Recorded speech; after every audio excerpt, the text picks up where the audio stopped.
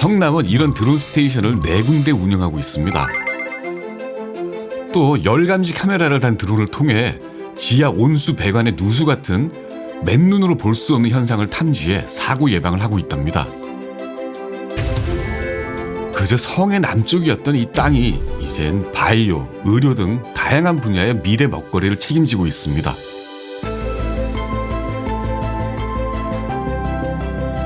도시 경쟁력을 키운 첨단 산업의 육성, 여기에 기반이 된 것은 정보통신입니다. 이 기틀을 마련한 KT 본사가 바로 성남에 있죠.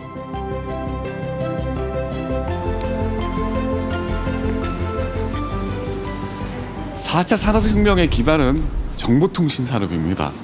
1994년 대한민국은 세계를 연결하는 인터넷망을 구축을 하고 이어서 위성통신망 또한 구축을 했습니다. 이로써 대한민국은 선진 정보통신 국가의 대열에 들어섰죠. 어쩌면 IT 강국이라는 대한민국의 별명, 바로 그 정보통신을 선점한 데서 시작했는지도 모르겠습니다. 대한민국은 타의 추종을 불허하는 정보통신 강국입니다.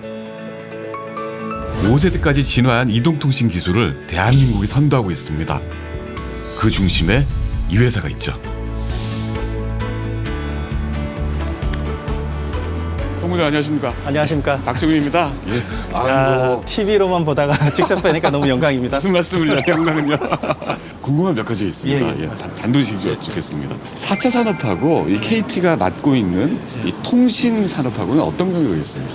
어떤 관계라기보다는 4차 산업혁명이 KT의 통신 산업이라고 그냥 같은 말이라고 보시는 게 맞을 것 같습니다. 자체라고요? 예, 별개로 떨어지는 게 아니라 우리가 일상적으로 지금 생각하고 있는 4차 산업혁명의 머릿속에 그리는 그림은 뭐 예를 들어 뭐 가상현실, 그다음에 자율주행, 모든 것들이 뭐 여러 가지를 또 생각할 수가 있겠죠. 원격 진료나. 근데 그런 것들이 통신 기반이 아니라면은 아예 존재할 수가 없는 부분이기 때문에 4차 산업혁명의 가장 핵심은 사실은 저는 통신 인프라라고 할 수 있습니다. 그러니까 뭐 5G니 와이파이 이것들이 다 통신 기반으로 기술을 그렇죠. 있으니까. 그러니까 통신 없이는 4차 산업혁명이라는 건 존재할 수가 없는 거죠. 통신이 대단한 거군요. 그렇습니다. 그러니까 지금 성남이 어쩌다 보니까 판교 테크노밸리가 이 4차 산업들 완전 첨단 IT 산업들의 어떤 본사로 돼 있잖아요.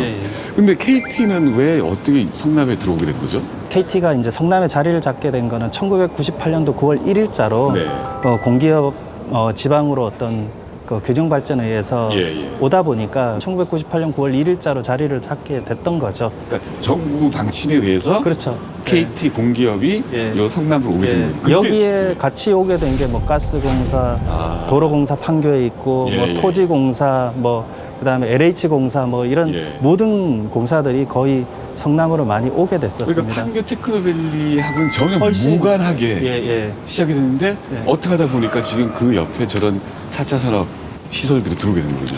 아마 이렇게 보시면 될 겁니다. 이제 과거, 사실은 지금은 광통신이라는 게 일상화됐기 때문에 거리 개념이라는 게 사실은 없지만 과거에는 통신, 즉 전화국 옆에 있다는 거는 굉장히 고품질의 서비스를 받을 수밖에 없는 구조가 있습니다. 왜 그러냐면 과거에는 선이 광통신이 아니라 구리선로가 되다 보니까 전선이 구리선로가 되다 보니까 뭐 반경 한 5km 요 정도의 통신이 제한이 돼 있습니다. 그러다 보니까 전화국 옆에 있다는 거는 굉장히 고품질의 서비스를 받을 수 있다는 그런 의미를 하기 때문에 여기에서 보면 뭐 가까운 곳에 네이버, 그다음에 SK CNC, 판교밸리, 그다음에 서울대학병원 같은 이런 기업들이 이런 서비스를 기반으로 해서 성립할 수 있는 기반이 되었던 거죠.